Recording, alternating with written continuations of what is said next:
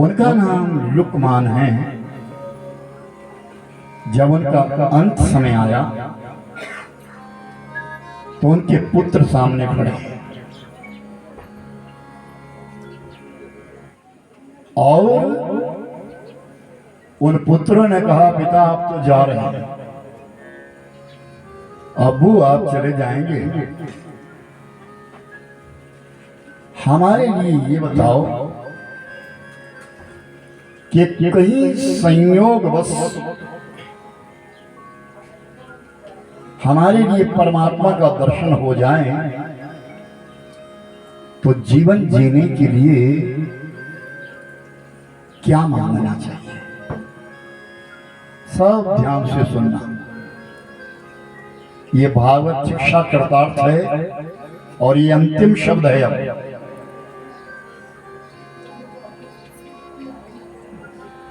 अगर भगवान का दर्शन हो जाए कहीं किसी प्रकार तो ये बताइए कि हमें जीने के लिए क्या मांगना है।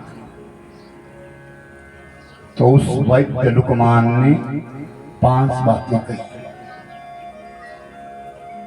पहली बात कही कि धन मांगना, बिना धन से कुछ नहीं होता, लेकिन ऐसा धन मांगना जो परमार्थ का, जिस धन से दूसरों का भी कल्याण हो जाए, ऐसा धन मांगना। दूसरी बात, हलाल की कौड़ी यानी मेहनत की कमाई। हमारे पास जो कमाई हो हमारी मेहनत की। ये ब्राह्मण ऐसे नहीं बैठे रहते, प्रातः काल 4 बजे से उठे हैं, संध्या है, पूजा है, तर्पण है, यजमान के द्वारा कृत्य करना है, दिन में कथा में प्रवेश करना है, रात्रि में प्रबंध करना है। कई लोग कह देते ब्राह्मण तो ऐसे कमाते क्या, बहुत कुछ। एक ब्राह्मण ही ऐसा है जो यजमान से कहता है कि जा तेरा कल्याण होगा, अन्यथा चिकित्सक ये चाहता है बीमार हो जाए दुनिया तो मेरा काम चला है। दुनिया बीमार हो जाए तो डॉक्टर सोचता है मेरा काम चला है। मुकदमा हो जाए तो वकील सोचता है मेरा कोर्ट सजा सजाया बना रहेगा। हर कारोबारी, हर व्यक्ति कोई स्वार्थ में रहता है, लेकिन ब्राह्मण एक ऐसा है, उसे तुम दक्षिणा दो या ना दो तब भी वो ये कहेगा जाओ तुम्हारा कल्याण। आशीर्वाद जो मिलता है वो ब्राह्मण से मिलता है, जाओ तुम्हारा कल्याण होगा, ब्राह्मण कहता है और कोई नहीं कहता। डॉक्टर ये सोचता है यार खूब सारे ग्राहक आए, दुनिया बीमार हो जाए, मेरा काम चले, हर बार। लेकिन ब्राह्मण कैसा है, अगर वो बीमार भी है भगवान करे तो ठीक हो जाए। कहा कि हलाल की कौड़ी मांगना है। दूसरी बात कही मेहनत की कमाई मांगना। तीसरी बात उदार, हमारा दिल उदार होना चाहिए। अर्थ हमारे पास बड़ी सुंदर चटाई है, बिछाने के लिए बहुत सुंदर चटाई है। मेरा पड़ोसी जिसके यहाँ मेहमान आ गए और आज बेचारे के पास मेहमानों को बिठाने के लिए कोई चटाई नहीं, और संयोग बस वो तुम्हारे पास आ जाता है, भाई वो अपना मुझे आसन दे दो, चटाई दे दो, मेरे यहाँ मेहमान आए हैं। तो हमारा मन उदार होना चाहिए, ले जाए। हमारी वस्तु किसी के काम आ जाए, अपना अपना अहोभाग्य मानो। ये लुकमान कह रहे हैं। और फिर कहा चौथी बात, और बड़ी विशेष बात कही, क्या जिंदगी में भगवान से शर्म मांग लेना, शर्म होनी चाहिए। बड़ों का आदर करना सीखो, अपनी कला का आदर करना सीखो, दूसरों के द्वारा सम्मान पाने की चेष्टा करो। जिंदगी में शर्म होनी चाहिए।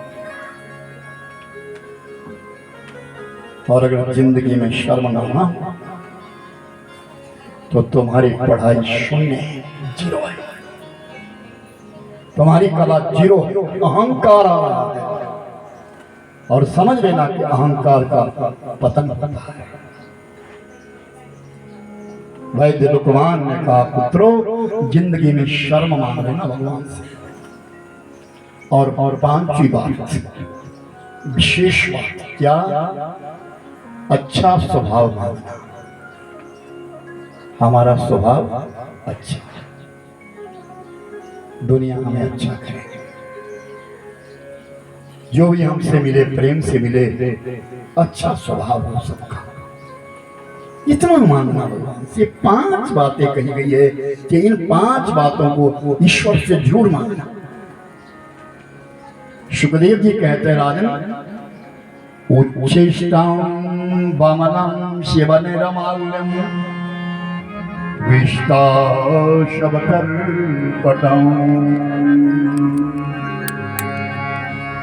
अय राजन, 5 चीजें उच्छिष्ट है, 5 वस्तुएं ग्रहण करने योग्य नहीं है, लेकिन फिर भी वो भगवान के ऊपर चढ़ती है। नोट करना सभी को, अपने हृदय में नोट करो। इसीलिए मैं कहता हूं, रील बनाने की कोशिश मत करो। जब बैठे हो तो सुनो हम क्या सुन के आए हैं। उच्छिष्टम यानी झूठ, एक वस्तु तुम्हारे हाथों में ऐसी दी है जो झूठी है, लेकिन फिर भी भगवान के ऊपर चढ़ाई जाती है। वो गौ माता का दूध है। गौ माता का बछड़ा पहले थनों में लगता है, उसका थन झूठा हो जाता है, और वो दूध भगवान के ऊपर चढ़ाया जाता है, जिसे अमृत कहते हैं। दुग्ध अमृत है। विष्टा यानी मल, जो परम पवित्र है। पीपल, पीपल का जो पेड़ है वो काकविष्टा है। कौवा पीपल के बीज को खाता है, फल को खाता है, और किसी पत्थर पर जाकर के विष्टा कर देता है, और उसी पत्थर के ऊपर पीपल का पेड़ पैदा हो जाता है। वो पीपल जो शुभ कर्म में भी अशुभ कर्म में भी जिस पीपल को हम रखा करते हैं, उसका पंचपल्लव बना करके कलश में डाला जाता है, अभिषेक किया जाता है, माला बनाई जाती है। वो पीपल, वो अश्वत्थ है, वो स्वयं ब्रह्म है। ज्योतिषी लोग निर्णय लेते हैं कि जब कोई अरिष्ट आ जाए, ग्रह किसी के लिए हो जाए, आप ऐसा करो, पीपल पर पानी चढ़ाया करो। और हमारे यहाँ तो परंपरा है क्या कि जिसके घर में कोई मृत्यु हो जाती है तो 1 वर्ष तक उस प्राणी के नाम से 1 लोटा पानी का पीपल के मूल में दिया जाता है। वो विष्टा मल है, वो कौवे का मल है, इन कितना पवित्र है। फिर कहा शिव निर्माल्यम, शंकर जी के ऊपर चढ़ी हुई चीज, चढ़ी हुई वस्तु किसी काम की नहीं है। मानव का अधिकार नहीं जो शंकर जी के ऊपर वस्तु चढ़ा दी जाए, उसका नाम निर्माल्य है, वो ग्रहण करने योग्य नहीं है। लेकिन एक बात, एक वस्तु ऐसी है जो अति पवित्र मानी जाती है, जो शंकर जी की जटाओं में है, उसका नाम है गंगा जल। शंकर जी की जटाओं से निकली है गंगा, भगवान के चरणों से निकली, ब्रह्मा के कमंडलों में गई, ब्रह्मा के कमंडलों से भगीरथ जी लाए, शंकर जी की जटाओं में रखी, और शंकर जी के फिर लेकर के वही भागीरथी मृत्यु मंडल धरती के ऊपर लगाए, वो है शिव निर्माल्यम, यानी गंगा जल, जो अति पावन है, अति पवित्र है। याद रखना, गंगा जल के विषय में एक बात आपको मैं और बताऊं। मैंने बताया था गंगा मैया का वर्षात केवल गंगा जल है। जो किसी के यहाँ मृत हो जाता है और आप अस्थियां विसर्जन करने के लिए हरिद्वार जाते हैं, उस समय का पातक के समय का लाया हुआ गंगा जल की अवधि केवल 16 दिन है, तब तक वो पवित्र है। उसके पश्चात वो अपवित्र हो जाता है। और जो शुद्धि में लाया गया, कभी मन इच्छा से गए हुए गंगा जल लेकर के आए, वो सैकड़ों वर्षों तक आप अपने घर में उसे रख सकते हैं, वो पवित्र है, पावन है। फिर कहें चौथी बात है वमनम, यानी उल्टी वमन कर देना, वो एक पवित्र है। वमन को कोई भी ग्रहण नहीं करता, लेकिन एक वमन इस धरती के ऊपर ऐसा है जो अति पवित्र है, और वो है शहद। मधुमक्खी जो है रस चूसती है और फिर उल्टी कर देती है, उसका शहद बन जाता है, और वही शहद हम लोग पंचामृत में डालते हैं, भगवान के ऊपर चढ़ा देते हैं। वो चौथी वस्तु। और पांचवी वस्तु कही गई शब करपटम, मुर्दे का वस्त्र। शब कहते मुर्दा, करपटम वस्त्र। मुर्दा क्या हुआ? वस्त्र। भगवान बहुत ही प्रिय है, वो परमात्मा पर चढ़ता है, उसका नाम है रेशम। रेशम का कीड़ा पलेगा, दूध खिलाया जाएगा, उसके पश्चात उसकी मौत हो जाएगी, वो मृत हो गया। उससे आपको धागा बनेगा, जिसको रेशमी धागा कहते हैं, वो करपट है।